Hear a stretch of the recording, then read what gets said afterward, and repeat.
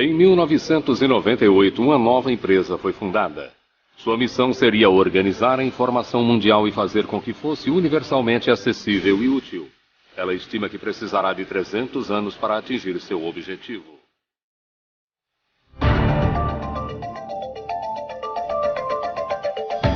O jeito Google de trabalhar.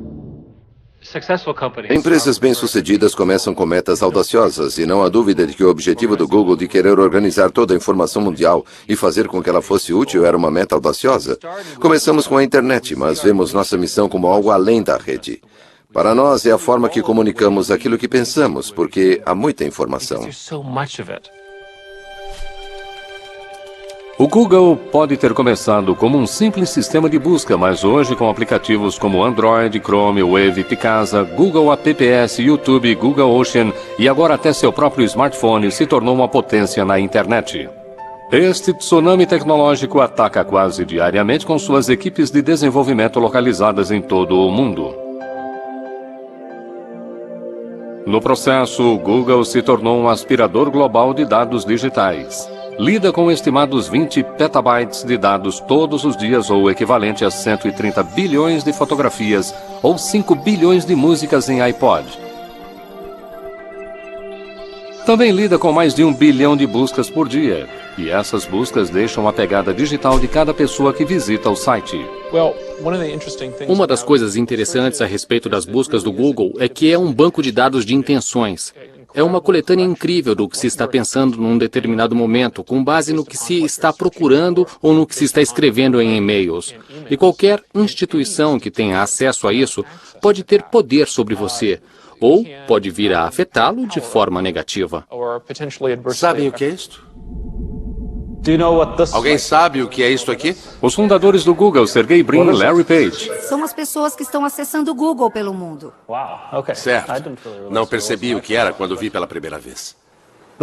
Mas foi isso que me ajudou a ter noção. Isto é o que processamos no escritório, que fica ligado em tempo real. E cada um destes pontos elevados representa cerca de 20 a 30 buscas.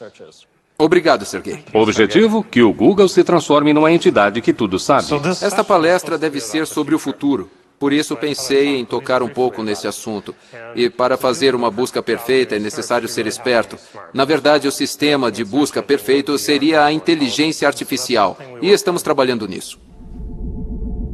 É um tanto irônico que eles usem uma imagem de Hall, o computador do mal do filme 2001, Uma Odisseia no Espaço, ao promoverem uma mensagem tão benevolente.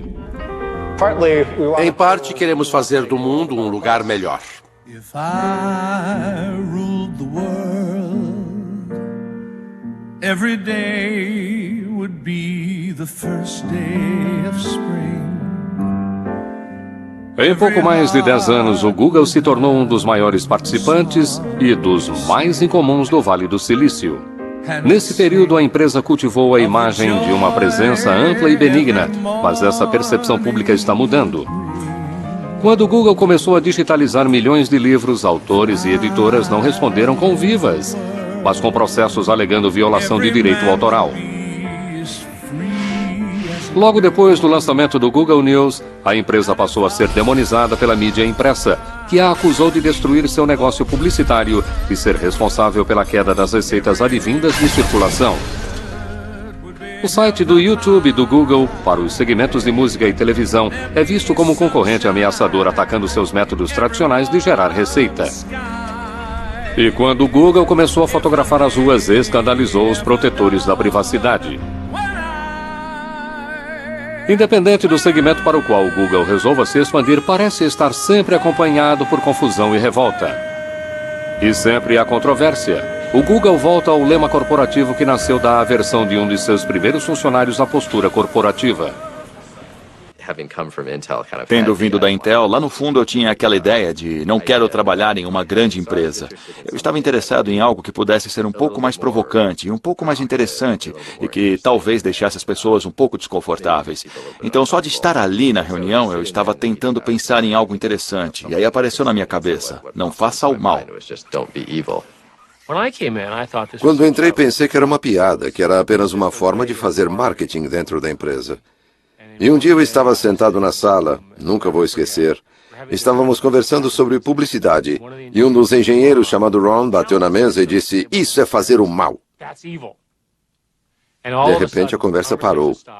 Foi como se todo mundo tivesse pulado da cadeira e se escondido embaixo da mesa. E aí a conversa se concentrou em se aquela mudança em particular era positiva ou negativa para os usuários. Acabamos não fazendo a alteração por esse motivo. Não é um lema ruim, mas está mal colocado porque está ficando cada vez mais difícil dizer que alguém não faz o mal. Se pensarmos no escopo das diferentes atividades em que os provedores de serviço estão envolvidos, não é mais só busca. Palo Alto, Califórnia. O sistema de busca Google nasceu no berço de inovação tecnológica que era o Departamento de Ciência da Computação da Universidade de Stanford. Larry Page e Sergey Brin se conheceram como estudantes de doutorado em 1995. Eles tinham muito em comum. Os pais dos dois eram professores universitários e as mães dos dois eram cientistas. Nasceram em 1963 e ambos cresceram com computadores e adoravam tudo que se relacionasse com eles. Nosso programa de doutorado é muito seletivo, mas não pensei quando os vi pela primeira vez. Uau! É a pessoa mais inteligente que já conheci. Héctor Garcia Molina foi um dos orientadores de Sergey Brin, trabalhando com ele em alguns problemas de mineração de dados. O que me chamou a atenção no Sergey foi a sua idade. Ele entrou aqui como doutorando aos 19 anos. Essa era a primeira coisa que chamava a atenção ao vê-lo. Era um rapaz muito jovem que sabia muito e era muito inteligente. Sergey Brin nasceu na Rússia, foi um prodígio da matemática que amava nadar e fazer ginástica. Larry Page foi um inventor buscando mudar o mundo. Em algum momento, não sei exatamente quando, eles se conectaram e começaram a trabalhar juntos no sistema de busca. Eles criaram seu sistema de busca inicial usando computadores prontos e tiveram que implorar para que a universidade emprestasse alguns computadores. Depois de estourarem o limite do cartão de crédito, conseguiram algumas soluções engenhosas para suas finanças limitadas. Larry, então, descobriu que ficaria mais barato se comprassem os discos individuais sem os cases. E montaram suas próprias máquinas, conseguindo mais capacidade de armazenamento pela mesma quantia. Com uma estrutura feita de blocos de construção de brinquedo e o molho secreto de algoritmos que chamavam de Backrub, eles montaram um novo sistema de busca revolucionário. Era imediatamente perceptível que a ordenação das páginas era significativamente melhor do que aquela fornecida pelo Alta Vista. Em meados de 1990, o Alta Vista, assim como a maioria dos outros sistemas de busca, olhava apenas o texto, classificando os resultados com base em quantas vezes uma palavra-chave aparecia. O sistema de busca de Larry e Sergey era muito mais sofisticado, com um algoritmo matemático que olhava o número de links de e para os sites da internet. Quanto mais links, maior é a classificação. A primeira busca que digitei no Google foi a taxa de câmbio canadense. E ele me deu exatamente a informação correta que eu poderia querer sobre aquela taxa de câmbio. E eu fiquei... Odeio usar o termo maravilhado, mas fiquei maravilhado por ter conseguido encontrar exatamente o que eu queria com tanta rapidez. Acho que perceberam que um projeto de pesquisa de universidade não lhes daria o escopo e a escala necessários para que o sistema funcionasse. Então disseram, vamos tirar uma licença, vamos sair, montar uma empresa, deixá-la funcionando e aí voltamos para terminar a pesquisa. Larry e Sergey preparavam-se para deixar Stanford para dar início à sua empresa de sistema de busca registrada como Google, grafia errada de um termo matemático para 1 seguido de 100 zeros. Enquanto isso, continuaram participando do programa de ciência da computação. Me apresentaram um trabalho que já tinham feito no sistema de busca e, devido aos meus interesses, eu queria fazer parte daquilo. O Google ganhou seu primeiro funcionário, Craig Silverstein, um colega do doutorado. Éramos os 3 no começo e parece que durante uma eternidade fomos só nós. Nós nos importávamos muito com a adequação à cultura. E recusamos a contratação de algumas pessoas que, embora fossem tecnicamente muito qualificadas, não tinham a personalidade certa para trabalhar conosco. Os 3 doutorandos de Stanford abriram a sede da empresa naquele clichê do Vale do Silício, numa garagem. A empresa começou a se expandir. Entrei em janeiro de 1999, alguns meses depois de terem começado. Havia na época mais 4 pessoas na empresa, incluindo Larry e Sergey, e eles alugavam metade de uma casa de alguém que ainda morava lá, e que hoje é um dos vice-presidentes do Google. E todos os computadores estavam trabalhando em escritórios ou quartos. A garagem estava incluída, acredito que tínhamos uma impressora lá, e tínhamos uma mesa de ping-pong, mas a empresa não era toda na garagem. Trabalhamos na garagem, eu fazia questão disso. Talvez fosse um dia por mês ou um dia a cada 2 meses, mas eu fazia questão de que de vez em quando nós entrássemos naquela garagem e trabalhássemos um pouco ali. E eu queria poder dizer aos outros, num momento como este, que começamos numa garagem, para fins de registro. Começamos numa garagem, só que foi numa garagem que tinha aposentos e uma casa. Quando o Google ficou grande demais, mudou sua sede corporativa para um escritório normal no centro de Palo Alto.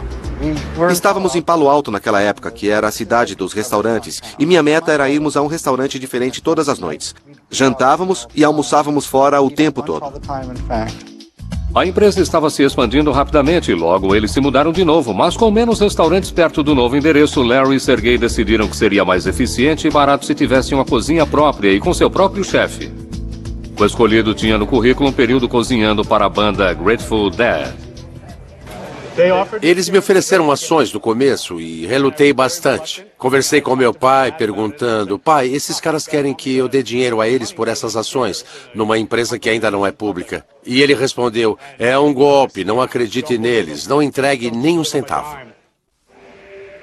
Ao contrário de outros sistemas de busca, a página inicial do Google era limpa e eficiente, sem aqueles banners e pop-ups irritantes. Larry Page e Sergey Brin viram seu sistema de busca Google ficar cada vez mais popular, mas o sistema ainda não estava se traduzindo em dinheiro de verdade, e eles não tinham um plano de negócios para fazer a empresa dar lucro. Nossos fundadores decidiram que não aceitaríamos publicidade pelo tempo que fosse possível.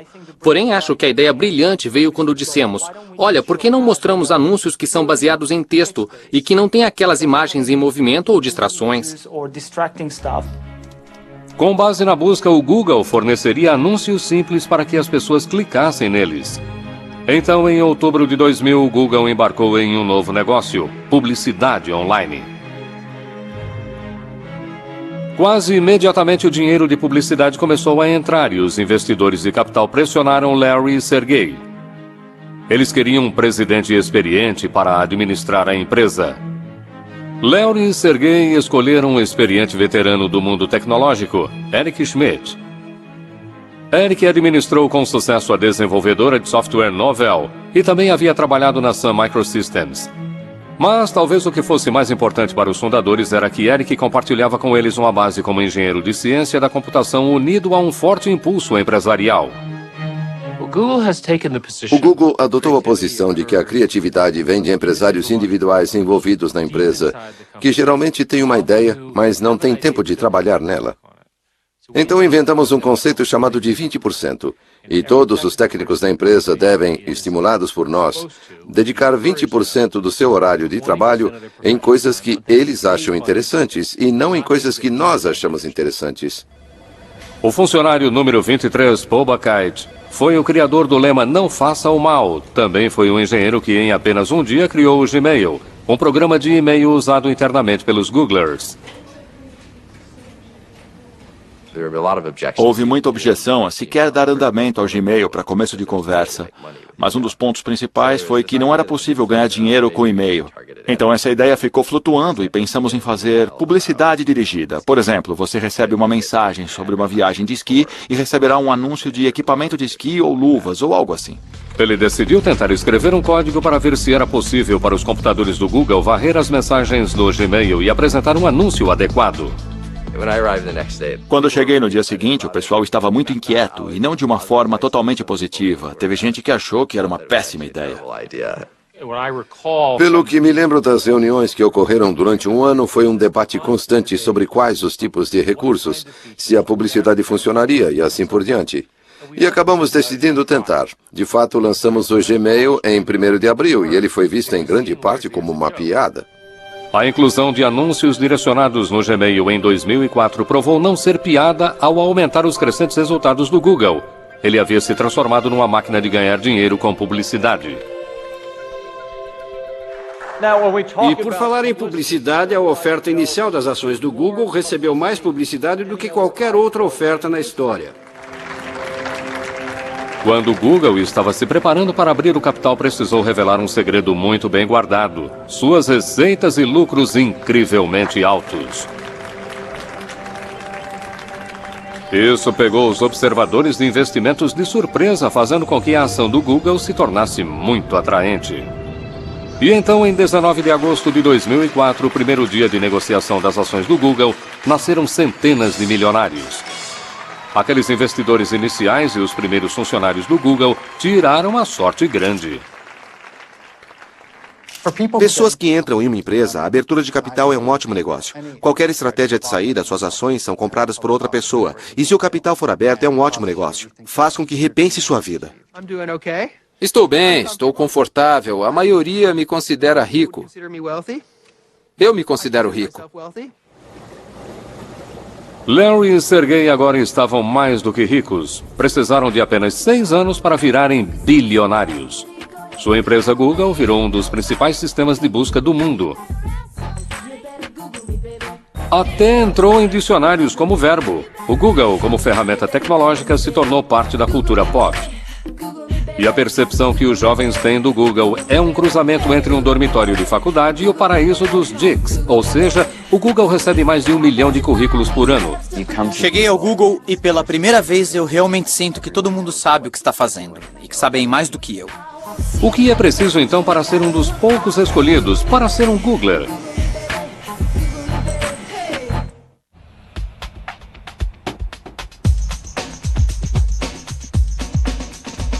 O Google PACS, como é conhecido pelos Googlers que o habitam, é montado de forma a fazer com que se sinta o melhor e mais brilhante.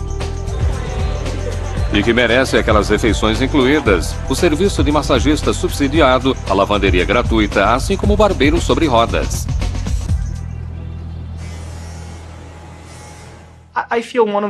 Acho que uma das melhores coisas a respeito do Larry e do Sergey é que eles foram muito espertos e foram brilhantes. Mas acho que uma das melhores coisas que fizeram foi terem se cercado das melhores pessoas, as mais brilhantes que puderam achar. O Google recebe mais de 1 milhão de currículos por ano, mas para entrar para a turma dos 20 mil Googlers no mundo todo é necessário passar por uma série terrível de testes e entrevistas. Rajan Seth, outro graduado em ciência da computação em Stanford, trabalhou em outras empresas de alta tecnologia antes de se aproximar do Google. Acho que passei por algo entre 10 a 15 entrevistas na época. E finalmente minha última entrevista foi com Larry. Literalmente cheguei um dia e me sentei no escritório do Larry Page e fui entrevistado por ele. E foram muitas perguntas difíceis. Eu não sabia direito como tinha me saído, mas parece que ele gostou bastante de mim, a ponto de decidirem me fazer uma oferta. Entre os funcionários mais queridos no Google, logo depois dos engenheiros de ciência da computação, estão os novos contratados, chamados de APMs, ou gerentes de produto associados. Uma grande parte do motivo pelo qual o Google contratou associados, como no meu caso, gerentes de produtos associados recém-saídos da escola naquele momento, foi para poder educar esses futuros gerentes de produtos como eu, da forma que o Google queria que eles fossem. A maioria é de jovens recém-formados com notas incrivelmente altas e recebem muita responsabilidade e autoridade no começo de sua carreira. Não estamos priorizando isso agora, mas não achamos que será possível substituir a página inicial desde o primeiro dia. Dentre a safra mais recente dos APMs está um canadense, Jeff Harris. A minha função aqui, que é de gerente de produto associado, é meio que projetada para pessoas que têm base técnica, mas não estão necessariamente codificando no dia a dia. No final das contas, meu trabalho é fazer a comunicação com os engenheiros que fazem a codificação o tempo todo e verificar se todos eles estão trabalhando juntos para o mesmo objetivo. Eu acabei de fazer 22 anos. Acho que a maior surpresa de se trabalhar no Google é como são abertos a respeito de tudo que estamos fazendo. Eu posso olhar no nosso site interno e ver detalhes de todos os projetos que estão sendo feitos, e isso é ótimo do ponto de vista organizacional. Embora o Google possa ser altamente transparente internamente, como muitas das outras grandes empresas de alta tecnologia do Vale do Silício, é extremamente sensível sobre o que pode ser mostrado a quem é de fora. seja o código nas telas dos monitores ou os rabiscos nos quadros brancos que parecem estar em todos os lugares. Gostamos de ter quadros brancos em todos os cantos e a razão para isso é alimentar a criatividade. É possível desenhar coisas, comunicar ideias e trabalhar com outras pessoas naquela ideia. É possível publicar de forma programada a liberação ao mesmo tempo ou não? Sim. Então, muitas vezes, as pessoas pegam o celular e tiram uma foto do quadro branco, enviam isso por e-mail e elas acabam fazendo parte das notas da reunião.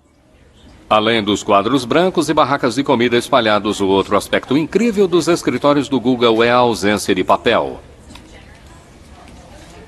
Operamos praticamente sem usar papel. Uma das coisas que fizemos aqui no Google é que os usuários têm laptops que levam consigo para as reuniões a que comparecem. As anotações são feitas de forma eletrônica para que possam ser instantaneamente compartilhadas com as pessoas.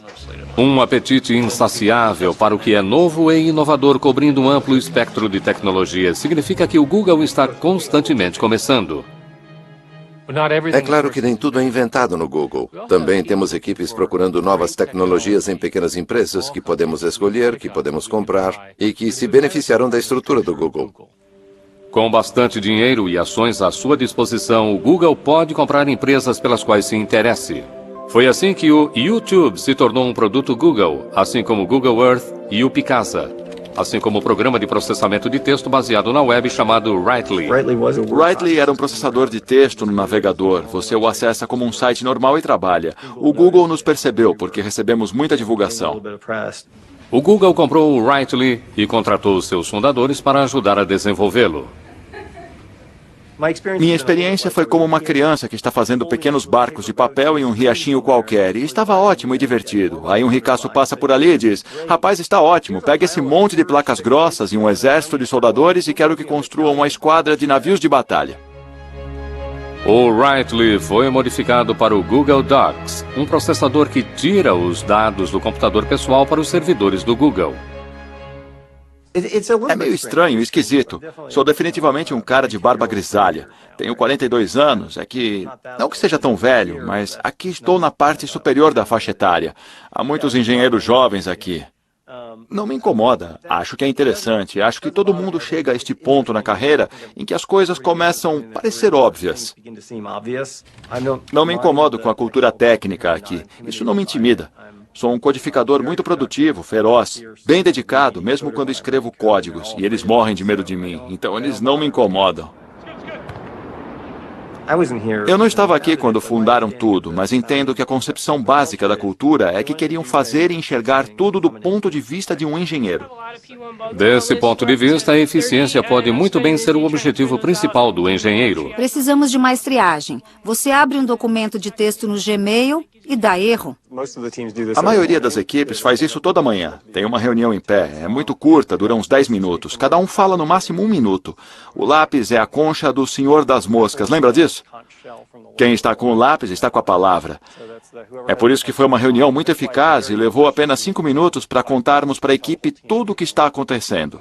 Outra reunião em que os membros da equipe do Google Docs precisam discutir problemas ocorre durante a caminhada Writely semanal.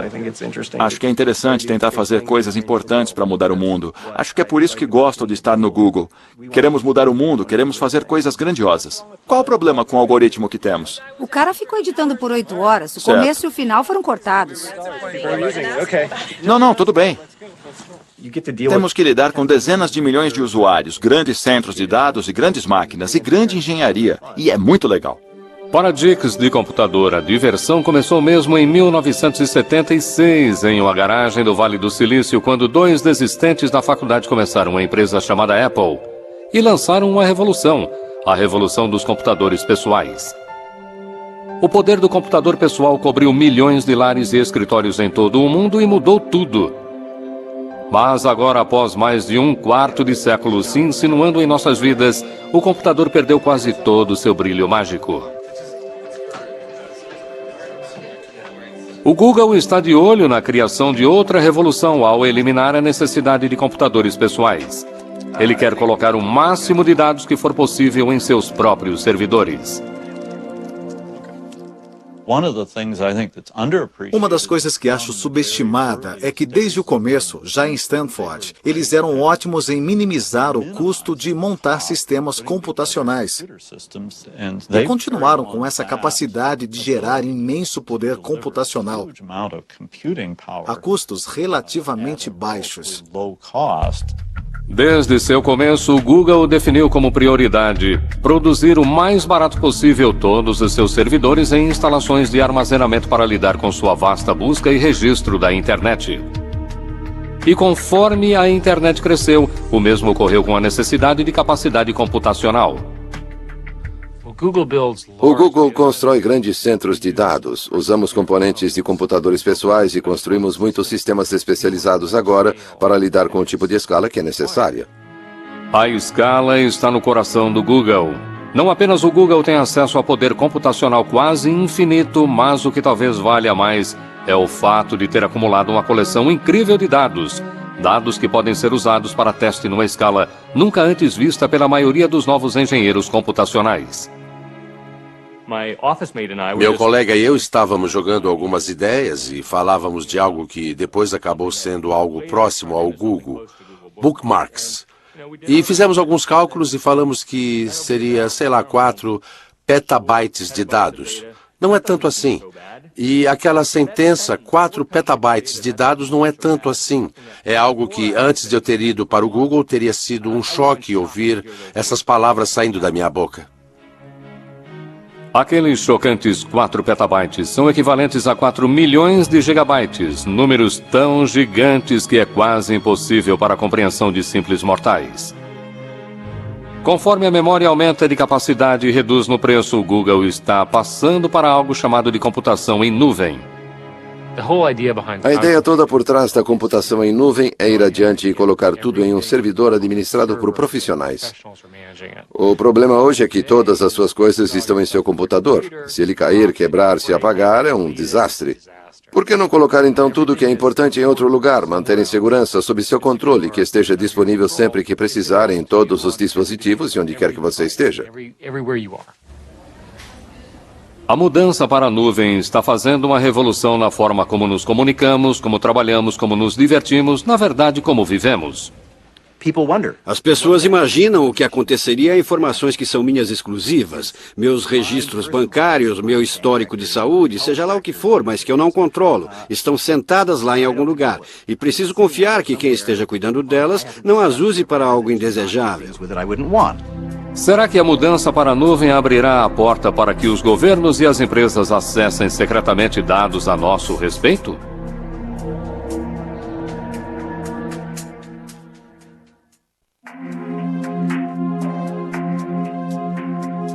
Se os dados digitais de todos forem passados para as nuvens computacionais, onde é que essas nuvens ficarão? Uma delas tocou o sopé das montanhas Blue Ridge, na Carolina do Norte. Este já foi o centro da produção moveleira americana. Aí, na década de 1980, o trabalho barato do exterior acabou com os empregos, deixando para trás uma economia devastada e uma quantidade incrível de eletricidade ociosa.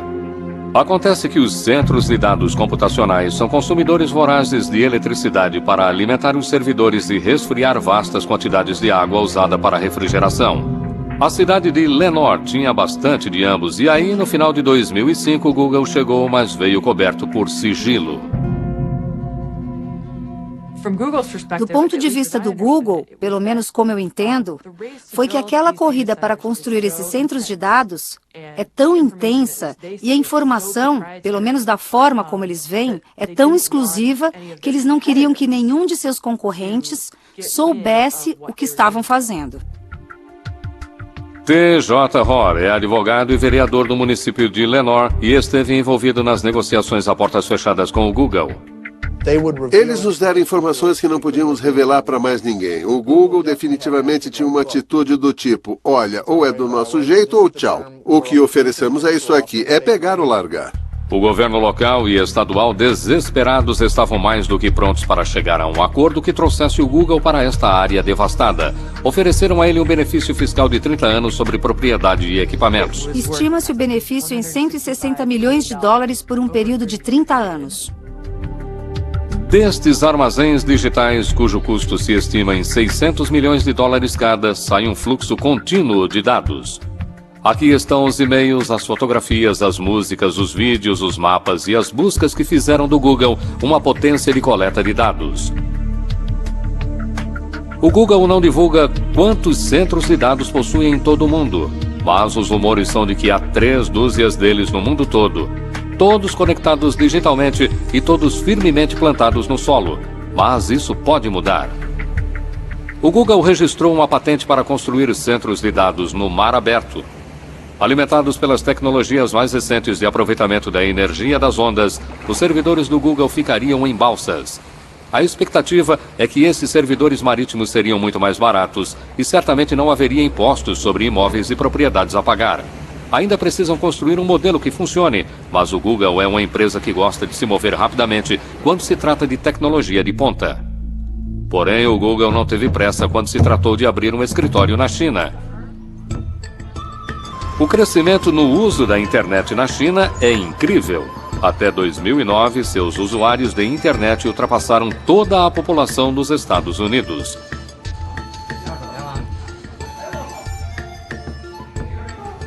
É um mercado em explosão, mas é complexo devido à censura governamental. Demoramos a entrar na China. O motivo era a nossa preocupação com algumas leis sobre conteúdo.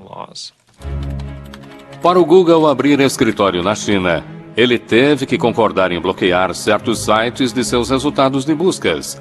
O governo chinês decide quem passa pelo firewall chinês. Para administrar o Google na China, eles chamaram Kai-Fu Lee, executivo sênior da Microsoft, que havia sido responsável por suas operações naquele país em 2005. Kai-Fu Lee se viu no papel de um Nuggler, como os novos Googlers são chamados. Quando entrei no Google, usei a palavra choque para descrever o que eu senti.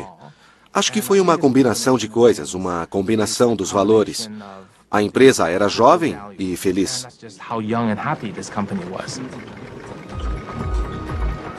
Meu objetivo era fazer a cultura do escritório do Google China o mais próximo possível à do escritório do Google em Mountain View. Mas é impossível fazer exatamente igual, porque a cultura chinesa e a cultura americana são diferentes. Nada separa essas duas culturas mais do que quem está realmente usando a internet. O usuário médio da internet tem 25 anos na China, contra cerca de 42 anos nos Estados Unidos. Então a diferença é significativa, e os padrões de uso também são bem diferentes. Os usuários chineses, por serem mais jovens, tendem a gostar de entretenimento, jogos, música, vídeo. Tendem a usar menos a busca e comércio virtual. Da mesma forma, quando usam a rede, eles tendem a querer algo que seja muito agitado e estimulante.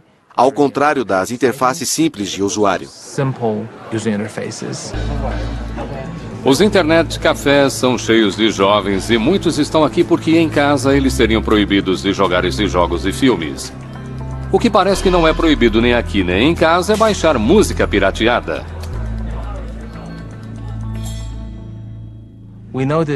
Percebemos que a maioria dos usuários chineses na internet baixam música pirateada ou sem licença por meio de outros sistemas de busca, e que isso se tornou um hábito. Acho que a maioria dos usuários acredita que tem direito de fazer isso.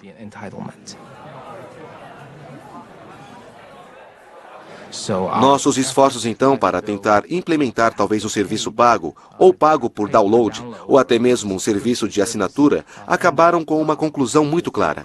Nunca daria certo.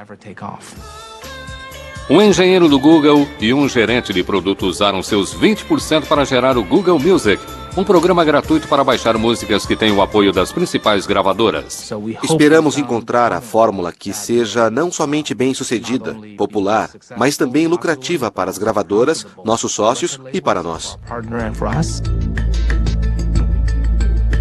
Embora o governo chinês pareça tolerar a pirataria de música, parece ter menos paciência com o Google e recentemente o acusou de divulgar pornografia. O Google é registrado na China, por isso precisamos seguir as leis chinesas. Qualquer lei. Nossos funcionários são cidadãos chineses. Eles precisam seguir as leis chinesas onde quer que trabalhem. Seguir as leis chinesas significa que as buscas do Google digitadas na China para assuntos como Falun Gong, independência do Tibete ou protesto na Praça Tiananmen produzirão resultados bem diferentes daqueles que aparecem nas telas fora da China. E foi assim que operou por 4 anos, quando em janeiro de 2010, o Google anunciou que parou de censurar os resultados da busca devido a um grande ataque cibernético originado na China, cujo alvo foi a propriedade intelectual do Google e as contas de Gmail de ativistas chineses de direitos humanos. Embora a China insista que suas leis devem ser obedecidas, o Google avisou que se as conversas fracassarem com o governo chinês para operar um sistema de busca sem filtros, ela terá que fechar as operações naquele país. Porém, não houve conversa com o governo dos Estados Unidos quando, logo após o 11 de setembro de 2001, foi aprovada a legislação que lhe deu autoridade ampla de vigilância, permitindo acesso inédito às pegadas digitais das pessoas. E esses poderes são muito amplos agora. Vão desde o acesso a relatórios de crédito de indivíduos até acesso a seus dados de comunicações.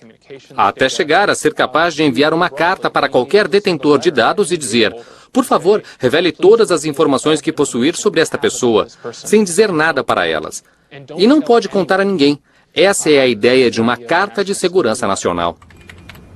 No Centro de Privacidade Eletrônica, em Washington, D.C., o diretor Mark Rothenberg está preocupado com as novas informações digitais que estão migrando para as nuvens dos centros de servidores computacionais. Não estou dizendo que o governo não deva ter acesso às informações em circunstâncias adequadas. Na verdade, em algumas instâncias, é vital perseguir atos errados e investigações criminais. Mas precisamos de supervisão, precisamos de responsabilidade, precisamos de transparência. E o problema com a computação em nuvem é que será muito mais fácil para o governo entrar neste tipo de vigilância de forma secreta, sem que as pessoas saibam que suas informações pessoais, seus registros comerciais estão sendo acessados. Pedi a pessoas no Google que me informassem quantos mandados e liminares recebiam todos os meses. Não era preciso dizer mais nada. Não precisavam dizer do que tratam todos os mandados ou liminares. Só um número. Quantos recebem? Mas eles não gostaram dessa sugestão e rejeitaram logo de cara. Conforme a jamanta do Google continua digitalizando tudo que encontra pelo caminho, ela acumula novos partidários. A cidade de Washington, D.C., optou por se libertar do Microsoft Office e mudou para um conjunto de aplicativos Google. A oferta do Google de uma vida mais barata, mais segura e mais colaborativa em sua nuvem se mostrou atraente demais para rejeitar. A questão da confiança é central em toda a nossa marca. Se o Google quisesse violar a confiança de alguém, a imprensa acabaria conosco e as pessoas não divulgariam suas informações, deixariam de fazer buscas, nossa receita cairia. Seria então terrível para a nossa empresa e para as pessoas. Essa questão é levada muito a sério. Há quem não confie nesse altruísmo ingênuo de que estamos realmente tentando fazer produtos para melhorar os usuários. Há quem veja segundas intenções, que estamos tentando controlar o mundo ou sei lá o que pensam. Mas o que eu posso dizer? Ainda pensamos como universitários. Não pensamos dessa forma. Mas o Google também precisa se preocupar com um grupo de jovens empresas prontas a mudar o mundo da busca. Descartando o modelo original do Google de um sistema de busca concentrado em dados, elas estão abordando a busca de outro ângulo. Elas querem reunir o poder do que se conhece como sabedoria dos amigos. Acho que é isto que vai definir os próximos vários anos do que será a internet e o mundo. Por que alguns dos principais proponentes da busca social são ex-Googlers prontos e dispostos a desafiar seus ex-patrões?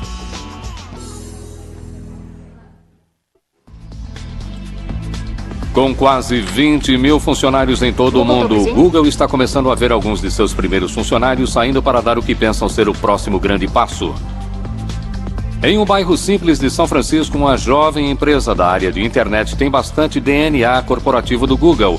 Vários de seus fundadores são ex-Googlers, mas sua empresa, Aardvark, deseja ir além do Google e transformar a busca em si. Gostamos de chamar de busca social. O conceito é o de que está procurando pela pessoa certa no momento. E você não quer saber da vida dessa pessoa. Você só quer interagir com ela, porque ela sabe de algo que vai ajudá-la naquele momento. Às vezes não está escrito em um site, mas alguém pelo mundo sabe a resposta. E todos nós temos redes sociais. A Advac é basicamente um utilitário que lhe dá acesso a isso. Mais adiante, em um centro industrial insípido no Vale do Silício, há outra empresa de rede social com sua própria lista impressionante de ex-Googlers, inclusive Paul Buchheit, que é conhecido e talvez odiado por ter cunhado o lema do Google, não faça o mal. Sua minúscula empresa chamada FriendFeed está desenvolvendo um novo serviço de rede social que compartilha e acompanha os que os amigos estão ouvindo, lendo e postando na rede. Nenhum de nós sabe o que vai acontecer em seguida, mas acho que este é exatamente o lado bom de uma nova empresa. Numa grande empresa, posso prever facilmente o que vai acontecer no ano seguinte. Numa empresa nova, ninguém faz ideia do que vai acontecer em seguida. No próximo ano, você pode ser um sucesso incrível ou um fracasso. O Google estava acompanhando o FriendFeed para uma possível aquisição, mas antes de chegar ao seu segundo ano de vida, o FriendFeed foi engolido pelo fenômeno da rede social Facebook, por $50 milhões, segundo dizem. O Facebook, fundado por um desistente de Harvard em 2004, passou por crescimento explosivo e representa um verdadeiro desafio ao Google, ao mesmo tempo em que atrai um surpreendente número de ex-Googlers. Acho que sair do Google e optar por vir para o Facebook só demonstra como estou compelido e convencido da importância da missão do Facebook. O Facebook e o Twitter são atualmente as redes sociais mais usadas e eles perceberam que essas recomendações, baseadas em amigos, é uma forma de busca muito distante dos algoritmos e cálculos frios do Google. Para a maioria das pessoas fora da engenharia, o mundo trata de relacionamentos, trata de se conectar com outras pessoas, e nisso realmente o Facebook é o próximo passo da evolução do que realmente importa do ponto de vista tecnológico. O Google, na verdade, entrou no mercado de rede social com algo chamado Orkut. Embora seja muito popular na Índia e na América do Sul, não conseguiu atrair números expressivos de seguidores entre os europeus e os norte-americanos. O Google realmente não entrou nos negócios de rede social e acho que isso se deve em parte à personalidade dos fundadores. Como eles são engenheiros, acho que papo furado com os amigos não é a prioridade. A prioridade é reunir informação do mundo científico. Acho que pensaram que aquilo não era interessante, importante, porque alguém perderia tempo com aquilo. Ficou claro quando o mundo mudou para o Facebook e Twitter. Eles disseram, também podemos fazer isso tecnicamente? Claro, podemos colocar coisas do Twitter no Gmail, coisas do Facebook no que temos e temos o Orkut, mas acho que o coração da empresa não está ali. A empresa não trata disso, trata de informação, toda a informação do mundo. O Google realmente acredita que os dados criarão um incrível benefício para a sociedade. A empresa acredita firmemente que vai encontrar formas de usar dados para melhorar a nossa vida, facilitar a nossa vida, para que nossas decisões fiquem mais eficientes. Eles acreditam piamente nisso. Por exemplo, com as tendências de gripe, acreditam que monitorar as buscas individuais ao procurarem por coisas como tosse ou outros problemas médicos vão detectar a gripe e serão capazes de intervir de forma mais eficiente e menos pessoas morrerão. Quando o Google fez sua oferta inicial de ações, Larry e Sergey escreveram uma carta pessoal explicando que aspiravam para o futuro da empresa. O Google não é uma empresa convencional, escreveram, e nem pretendemos ser. A missão do Google de coletar toda a informação mundial e deixá-la acessível e útil, e fazer isso dentro de 300 anos, já fez com que a empresa fosse muito além das buscas em sites da internet. Seja fotografando as ruas ou digitalizando os livros do mundo, ou transformando nossos dispositivos móveis em portais da internet, ou criando o maior repositório de vídeo do mundo em sua própria nuvem, o Google continua sendo um fenômeno tecnológico. Mas seu futuro depende de algo um tanto não científico. Confiança. A confiança de que está mantendo nossos dados a salvo de hackers e governos curiosos. A confiança de que a empresa não está fazendo uso inadequado de nossas informações. E, por fim, a confiança de que o Google está se mantendo fiel ao seu lema, não faça o mal. Em fevereiro de 2010, a empresa de busca social Aardvark foi comprada pelo Google por 50 milhões de dólares. Versão Marshmallow São Paulo.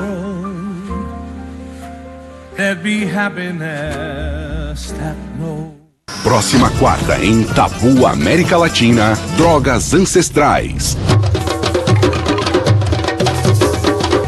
No Nat Geo.